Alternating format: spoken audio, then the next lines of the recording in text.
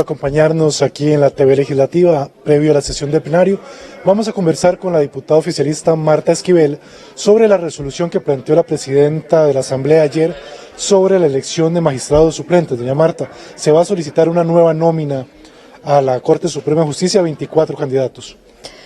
Efectivamente, pero no solo eso, porque después de las audiencias que hemos logrado recabar en la Comisión de Nombramientos, ha quedado más que claro que el procedimiento que sigue la Corte es insuficiente, no cuenta con criterios objetivos, se basa en una entrevista que ni siquiera realiza Corte Plena, sino la sala respectiva, que incluso era pública y ahora no es pública. Entonces, de estas audiencias nos queda todavía más claro que el procedimiento que sigue Corte Plena y las salas respectivas es inadecuado y que muy probablemente desde hace muchos años nos hace falta una ley, un marco normativo para poder hacer de forma transparente y objetiva estos concursos.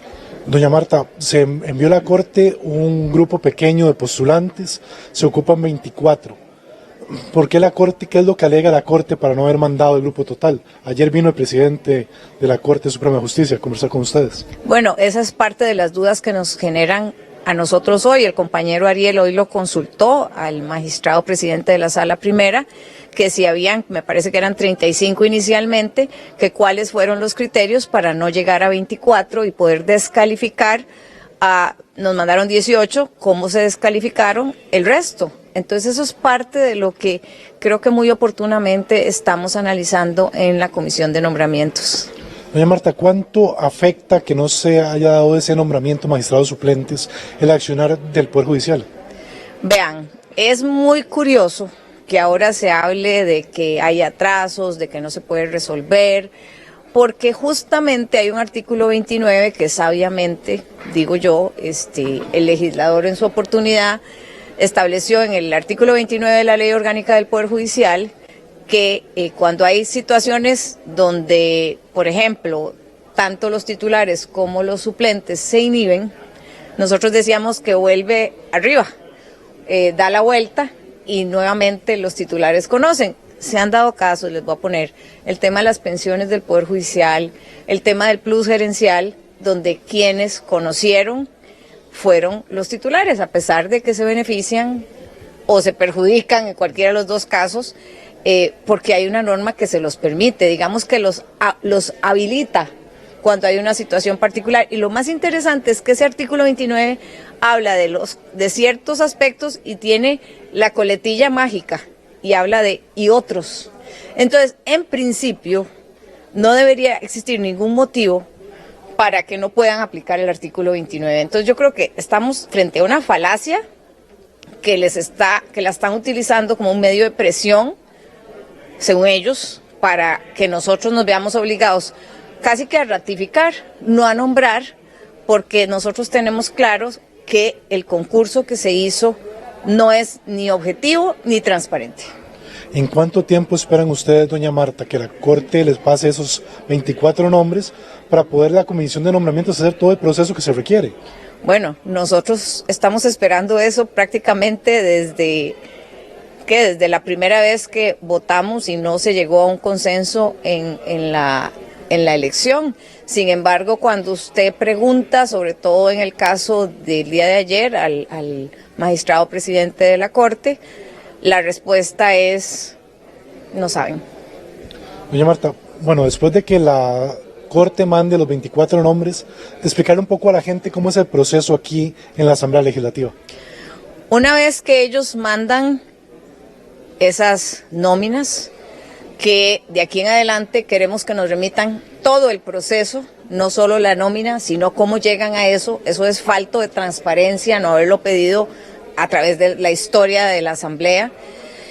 Y a partir de ahí, la Comisión de Nombramientos define una metodología y empieza la revisión de atestados y la convocatoria a entrevista desde la Comisión de Nombramientos. ¿Cómo debería ser esa metodología, doña Marta? Porque ha venido cambiando a lo largo de los años y cada vez que hay elección de magistrados propone una metodología nueva dependiendo de los integrantes de esa comisión.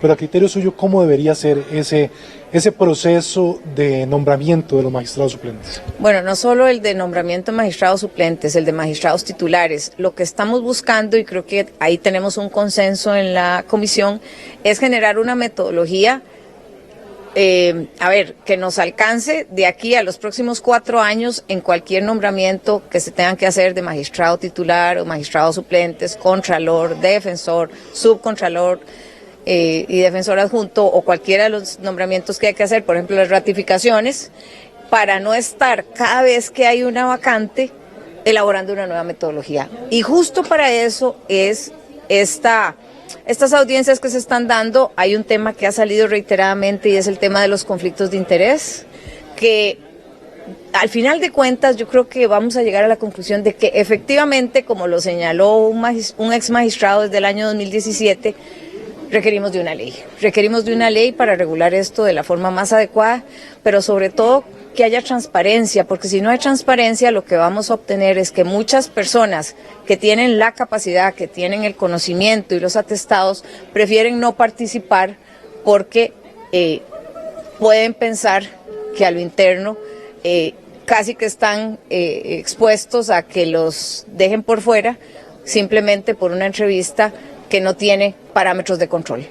Doña Marta, tal vez en muy simple, ¿qué es lo que debería contener esa ley? Bueno, fundamentalmente los requerimientos para ser magistrado, si puede ser por un periodo, por 2 periodos, qué elementos hay que evaluar y cómo evaluarlos. Yo en estas 2 sesiones he señalado que se generó un reglamento por parte de Corte Plena cuando estaba don Luis Paulino Mora, donde él reconoce que no tienen elementos de transparencia y de objetividad para hacer esos concursos. Sin embargo, ese reglamento fue anulado por la Sala Constitucional en el 2013 y nos quedamos nuevamente sin un marco jurídico conceptual que nos permita decir estos concursos son transparentes y son objetivos.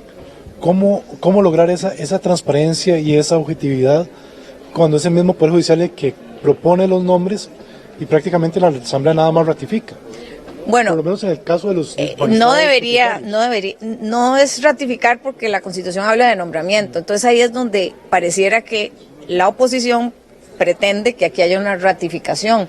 Nosotros pretendemos que se haga un verdadero nombramiento y eso implica análisis de fondo. Pero yo creo que aquí lo prioritario es abrir la discusión y que entre todos los partidos políticos definamos cómo es que quiere el país la formación tanto académica, ética, de los futuros magistrados para poder avanzar incluso con los temas de mora judicial, pero algo muy importante que se ha ido quedando de lado, la inteligencia artificial. ¿Cómo la inteligencia artificial podría ayudar, no sustituir, porque eso no debe ser, sobre todo en la judicatura, a que sean más ágiles los procesos? Doña Marta, en la Comisión de Nombramientos recibieron hoy al presidente de la Sala Primera. ¿Quiénes van a venir más a esta comisión? El día lunes tenemos al presidente de la Sala Segunda y el día miércoles a la presidenta de la Sala Tercera. Agradecerle muchísimo, doña Marta, por habernos acompañado. Con todo gusto. Continuamos con la sesión del Pleno Legislativo que está cerca de iniciar en pocos minutos.